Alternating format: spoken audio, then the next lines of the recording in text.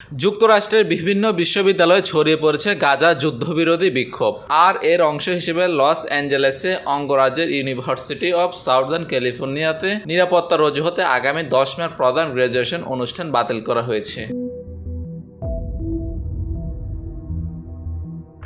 এক বিবৃতিতে বৃহস্পতিবার ইউনিভার্সিটি অব সাউদার্ন ক্যালিফোর্নিয়া কর্তৃপক্ষ জানায় 65,000 শিক্ষার্থী পরিবার ও বন্ধুদের প্রথাগত অনুষ্ঠানটি চূড়ান্ত পর্ব আয়োজন করতে পারছে না। বুধবার বিশ্ববিদ্যালয় ক্যাম্পাসে যুদ্ধবিরোধী প্রতিবাদকারীদের একটি ছাউনি পুলিশ ভেঙে দেয় এবং বেশ কয়েকজন বিক্ষোভকারীকে গ্রেপ্তার করে। এমন পরিস্থিতিতে বাতিল করা হয় ক্যাম্পাসে অনুষ্ঠিত হতে যাওয়া গ্র্যাজুয়েশন অনুষ্ঠান।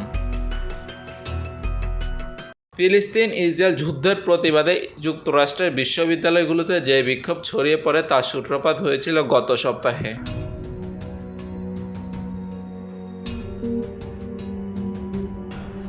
এছাড়া যুদ্ধবিরোধী বিক্ষোভ ছড়িয়ে পড়েছে যুক্তরাষ্ট্রের আরও বেশ কিছু বিশ্ববিদ্যালয়ে। এসব বিক্ষোভে গাজায় ইসরায়েলের যুদ্ধে অস্ত্র তৈরির কোম্পানিতে বিনিয়োগ না করতে এবং গণহত্যা থেকে সরে আসার আহ্বান জানানো হয় যুক্তরাষ্ট্রের প্রতি।